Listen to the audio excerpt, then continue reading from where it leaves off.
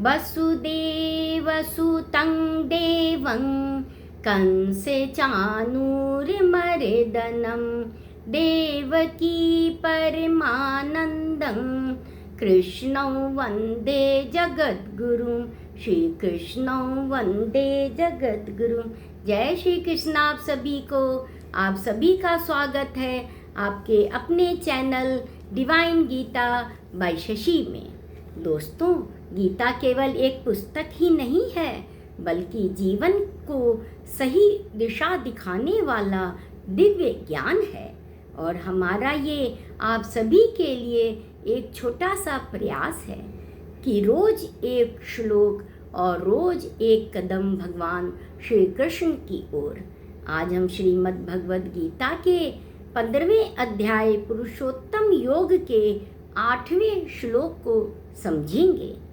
इस श्लोक के में भगवान श्री कृष्ण आत्मा और शरीर के गहरे रहस्य को बहुत ही सरल उदाहरण के माध्यम से समझाते हैं कि किस प्रकार जीवात्मा एक शरीर को छोड़कर दूसरे शरीर में प्रवेश करती है। तो आइए हम सभी श्रद्धा और प्रेम से इस दिव्य श्लोक को समझते हैं, साथ ही उसके सरल अर्थ को भी समझेंगे। शरीरं यद्वाप्नोति यच्चाप्युत्क्रामतीश्वरः गृहीत्वैतानि संयाति वायुर्गन्धानि वास्यात्।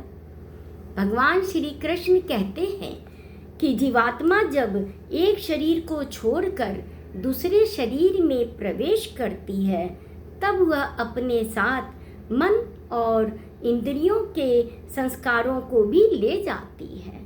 जिस प्रकार हवा किसी स्थान से सुगंध को लेकर दूसरी जगह तक जाती है, उसी प्रकार आत्मा भी शरीर छोड़ते समय अपने कर्मों और संस्कारों को साथ लेकर आगे बढ़ती है। तो भगवान श्री कृष्ण यहाँ पर यही समझा रहे हैं कि हमारा शरीर नश्वर है, लेकिन आत्मा कभी भी नष्ट नहीं होती है। हम केवल कपड़ों की तरह अपने शरीर को बदलते रहते हैं, पर आत्मा सदैव जीवित रहती है।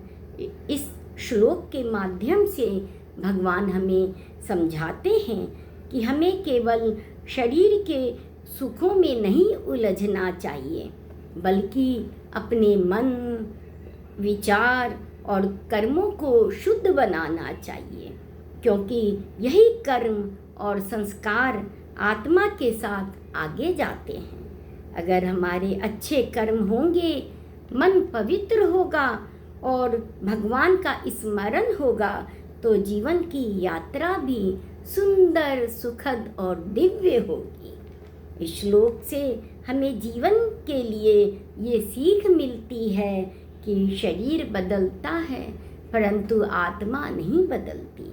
हमारे कर्म और हमारे संस्कार ही हमारे साथ आगे जाते हैं। इसलिए जीवन में सदैव अच्छे विचार, अच्छे कर्म और सदैव भगवान का स्मरण रखना चाहिए। तो भक्तों, यह था गीता के 15वें अध्याय के 8वें श्लोक का सरल अर्थ और गहरा संदेश। याद रखिए, रोज एक श्लोक, रोज एक कदम भगवान श्री कृष्ण की ओर। अगर यह अर्थ आपके हृदय को स्पर्श करे तो इसे अपने परिवार और मित्रों के साथ जरूर साझा करें। ऐसे ही गीता के दिव्य श्लोकों को सरल भाषा में सुनने के लिए हमारे channel Divine Gita by Shashi को लाइक करें, शेयर करें और सब्सक्राइब अवश्य करें। तो कल फिर मिलते हैं गीता के अगले दिव्य श्लोक के साथ। जय श्री कृष्ण आप सभी को।